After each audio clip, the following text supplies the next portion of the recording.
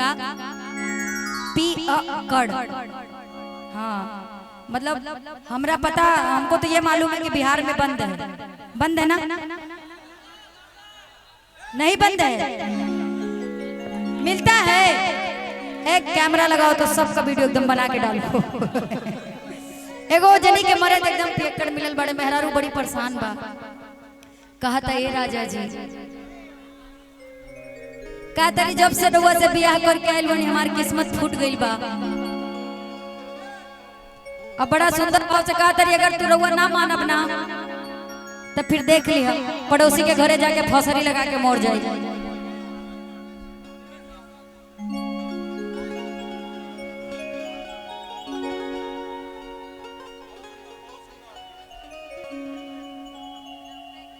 रौरे के रिया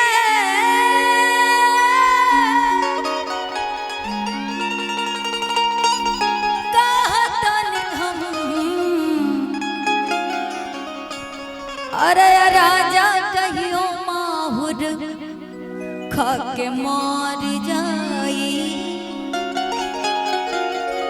अब मनु पियल ना छोड़बा त कुछ कर जाई।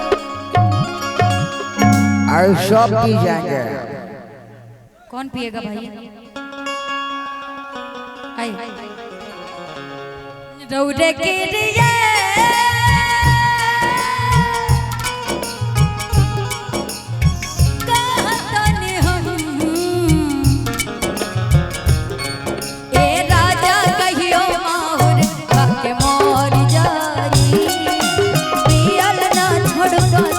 कुछ कर जाई। ए राजा कहियो माहुर खा के मर जाई। पियल ना छोड़बा त कुछ कर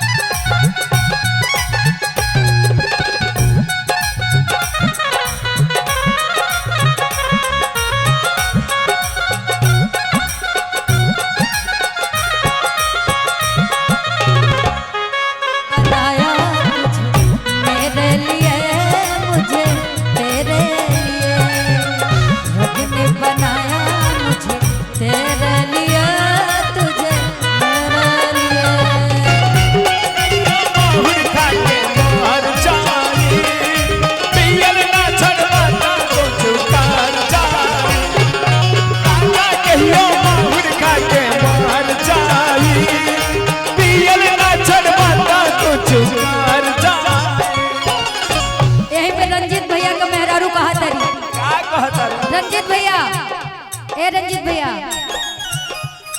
रंजीत भैया का मेहरारू मतलब हमार होके वाला भौजी ऐसा मरद से परेशान बड़ी। हम आई हवन तक हम परेशान है बड़ी। हम ना सब कलाकार परेशान हो जाला कबो कबो, लेकिन भौजी कहा तरी ए भैया, भौजी कहा तरी हमार रंजीत भैया, रंजीत भैया वो तो का दिक्कत बा। ए भाभी हमार कहा तरी सब चढ़ेगा, आप रोक पाइएगा, सब चढ़ेगा, ये रोकेंगे। किसी को कुछ बोलेंगे तो हम हैं, लेकिन ये जो बोल रहे हैं ये काट दीजिए। कहा तरी कट जाइब हथरी लगाइब कोनिया ले आके दूसर सरधा पुराल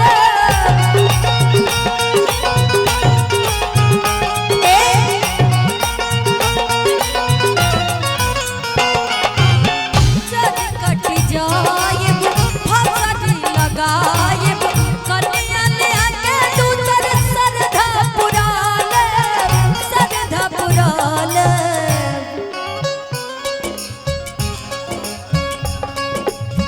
रहन रही